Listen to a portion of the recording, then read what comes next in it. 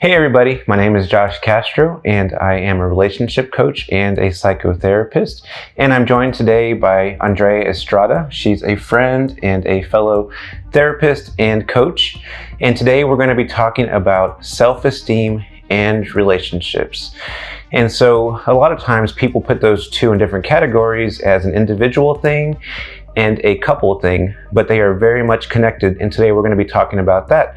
And I am excited to be with Andrea today because it's an area that she is particularly passionate about. It's a niche for her as she works with everybody, but especially with women who struggle with self-esteem, overall health and wellness, fitness. And so, Andrea, can you start by giving us your idea of or definition of what self-esteem or self-value is? Sure. Thank you for that introduction, by the way. So my definition of self-esteem is the sense of self-worth or value of yourself. And usually self-esteem is developed through our experiences, how our parents treated us or how we were raised. For example, if we were treated with love and compassion and praise, that's usually equivalent to a high self-esteem. We learn those qualities about ourselves and have stronger belief in ourselves and hold ourselves to higher value. Right. And, you know, the opposite, if we were maybe neglected or ignored as children or scolded, you know, all the time, that could, you know, create some lower self-esteem issues, and later down the road, especially in relationships, right, that could be effective. Right, it all comes out. Mm-hmm. So you mentioned it a little bit, but can you expand on why self-esteem is so vital to functional, healthy relationships?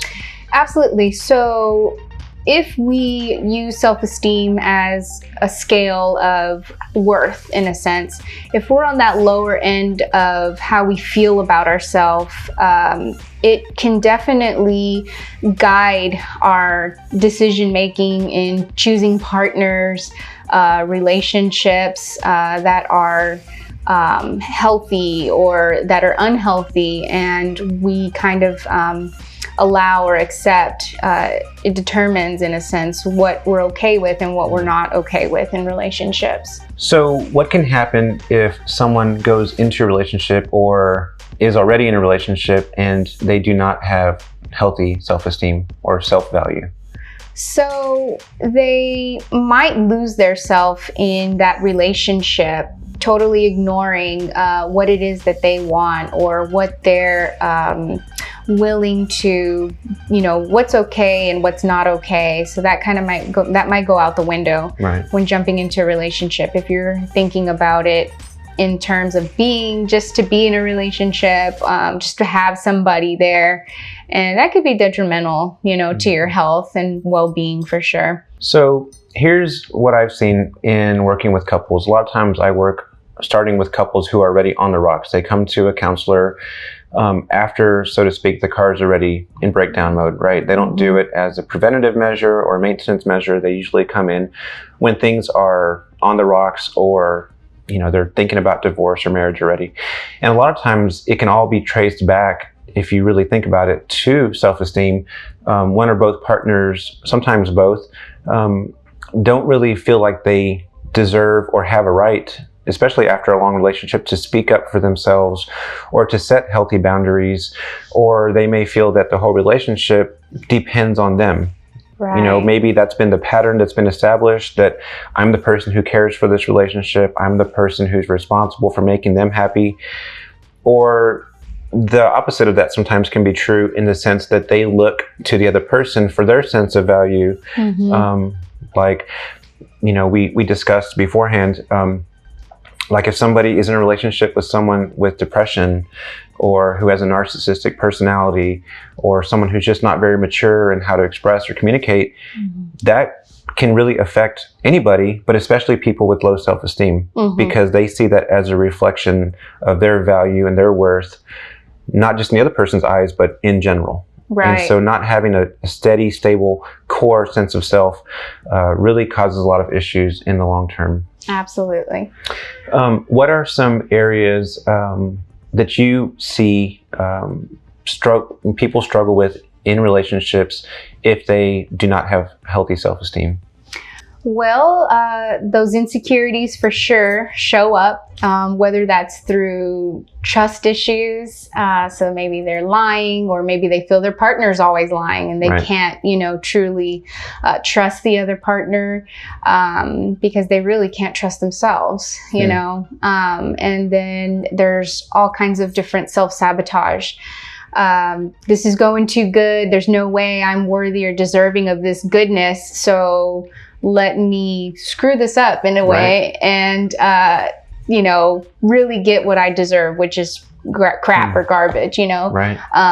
And so let me keep going back to the toxic relationships where I'm being verbally abused or bullied, or even, the opposite end of avoiding, the other person or partner because things are so good and I'm not worthy enough to deserve this good.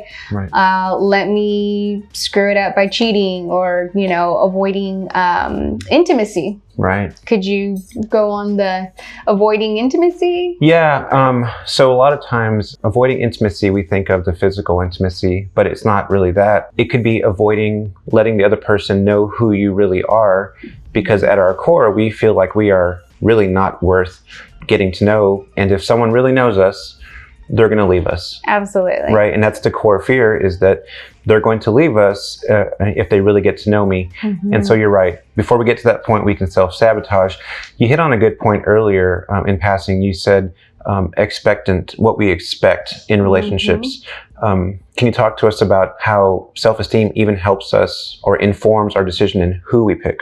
Yeah, absolutely. When you are having, when you have high self-esteem, most likely you're going to have high confidence. And when you're more confident, that, it reflects, the relationships, whether that's even friendships, just the people that you want in your circle. Yep. And so if they are participating behaviors that you're not okay with, and you're not okay with this because you have done that discovering and have decided, what's acceptable, what's not acceptable in your life, you're easily able to cut that relationship off or move on to, something that you deserve better, or behaviors that you are okay and comfortable with and that you say are healthy for you. Right. And if you're not, you are more likely to just put up with it and say, well, or minimize and say, well, for the most part, they're a good person or they treat me pretty well. And you just learn to accept mediocrity. Absolutely. So yeah, if that core sense of self is not there, the more likely you are going to put up with unacceptable behaviors. And sometimes it's there because you are not even sure what healthy is and what unhealthy looks like. Absolutely. And so it sounds like, even though self-esteem and relationships are connected, it does seem like self-esteem is some work that has to be done before you can expect to have a healthy or functional relationship. Absolutely. And so we'll talk on that maybe another time about what can be done before, or what can be done if you're already in a relationship and you're working through self-esteem issues. So thank you so much. Hopefully you found this discussion to be informative and helpful to you. If you'd like to get in contact with either one of us, we'll put our contact down in the description.